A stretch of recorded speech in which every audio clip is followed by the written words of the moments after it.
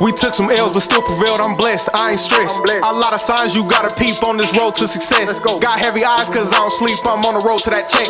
Got blood in my flesh, run it up to invest. I cut some people off, we had to level up. Hey family, Christy with the Box Truck Couple here. Listen, in today's video, we're going to discuss 5 key topics I wish we'd known before we got into the box truck business. So if you're interested in hearing how understanding the regulations, building a strong network, determining your niche, investing in the right equipment, and managing your finances can benefit you, keep watching. Here's what we learned about starting our own business. It could be challenging, but it could also be rewarding. It really takes a lot of courage to step out of your comfort zone and pursue your dreams. The rewards can be great, but they can also be slow coming. A lot of times we have a vision for our business, but we allow fear to hold us back. So if you want to take the leap and start your journey towards success, here are 5 things that we've learned over time we could have avoided heartache if we had known before we started our box truck business. Understanding the FMCSA regulations. Box truck drivers are subject to a wide range of regulations, and we didn't realize that when we first came into the business. They're subject to licensing requirements, weight limitations, and hours of service rules. So it's important to familiarize yourself with these regulations to ensure that you're operating your business legally and safely. We found about a year into our journey a helpful tool that I wanted to share with you today. The website that I have here on the screen is ecfr.gov. This website is going to save you a lot of trouble because it's going to allow you the opportunity to see the FMCSA rules and regulations for yourself. This is the Code of Federal Regulations page. It's the same page that the FMCSA uses when you call and ask questions. They refer to these federal regulations to answer any questions or give any advice to help your business. From the front page, Title 49 is transportation. Of course, there are other areas here that may be beneficial to you in another business or for another reason. But when it comes to transportation, you want to click on Title 49. You're looking for the Federal Motor Carrier Safety Administration area, which is Chapter 3. So we're going to click there. And then Subchapter B is going to be Federal Motor Carrier Regulations. Now, everything pertaining to you is going to be listed here. Of course, there are areas if you are a CDL holder or if you carry passengers, this will be beneficial to you as well. But for non-CDL box truck drivers, there are specific areas that are going to help you here. Get familiar with this page. Save this. Once you get here, go ahead and save this link so you don't have to go through all of those other clicks. One area in particular is Part 395, which is hours of service for your drivers. Okay, now this is going to help you when it comes to if you have questions about when you can be on personal conveyance, if you have questions about the short haul exception. A lot of drivers use that when they run Amazon or only do local loads. If you have questions about if I have a sleeper berth or if I don't have a sleeper berth, what can I log into? So this is going to be, those are just some examples to let you know what to look for under Part 395. However, Subchapter B is the Federal Motor Carrier Regulations, and that is the section that is really going to help non-CDL box truck drivers. This page was so helpful to us because we were able to understand expectations from the FMCSA as well as what we could and could not do on the road. So I encourage you to get familiar with this page. This is going to be your best friend when it comes to driving compliant and meeting the expectations set forth by the FMCSA and the Department of Transportation. Okay. All right. I hope this is helpful to you. Let's move on to Part 2. The next area that I wish we'd known was important was building a strong network.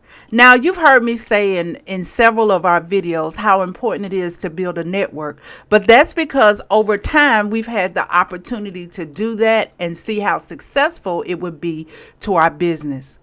In this business, you're going to build relationships with customers, suppliers, and other industry professionals. It's going to be key to being successful in your box truck business. You'll have the opportunity to attend trade shows, join industry associations, even leverage social media to expand your network and build your brand. So you're probably asking yourself, okay, well, all of that is fine, but is that the only thing that I can do to build a strong network? And the answer is no. There are other things that you can do to build a strong network. For instance, you can build a good team of people that will have your back so that you can focus on making money. Now, you guys have heard us say time and time again that it's important to know how to find your own lows. And we still feel like that. But let's be realistic. Time is money. Okay? And there are a lot of opportunities missed when we spend a lot of time on the load board instead of getting out in our trucks and moving our freight. As owner operators, we want to make sure that we're managing our time wisely. How many times have I talked to box truck drivers that felt overwhelmed because they have to find their own loads, they have to keep up with their paperwork, they have to submit their paperwork to the factoring companies. They feel as if they're missing out on opportunities to make money because of all the time spent on doing the admin side. Now, we want you to know how to do those things, but we also want you to manage your time wisely by ensuring that you have a good team to help you in managing your day-to-day. And that's why we're recommending dispatch experts as a part of your team. The manager I've been working with at Dispatch Experts, his name is Tom, and it's been like working with a friend. Tom has been really helpful. He answers all of my questions. He doesn't hesitate to respond to my emails or answer my phone calls in a timely manner. And it's really been a pleasure working with him. And that's why I feel confident in recommending Dispatch Experts to you. So let's take a look at the website. You can access the website by using the link on the screen. And just about anything that you want to know about Dispatch Experts is right here. So in order to get in touch with anyone at Dispatch Experts, right here where it says Independent Dispatching Services for Owner Operators, you want to click Request a Callback. You'll then be able to put in your company information.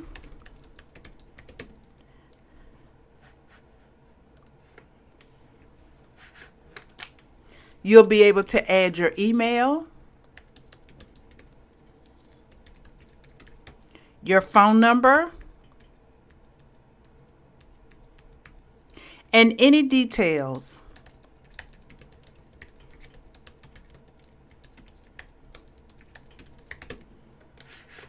Once you put in that information, just click Start Moving Today, and the good folks at Dispatch Experts will give you a call back shortly. Now, just to let you know, Dispatch Experts can dispatch you for any types of trucks, whether it's box trucks, dry vans, flatbeds, etc. Any question that you want to know about Dispatch Experts, you can find the answer to right here on the website. But I wanted to point out the fact that there's no contracts, so you don't have to feel obligated to use them for every load, but they're there if you need them. The next thing that I wish we'd known before we started our box truck business is how important it is to determine your niche.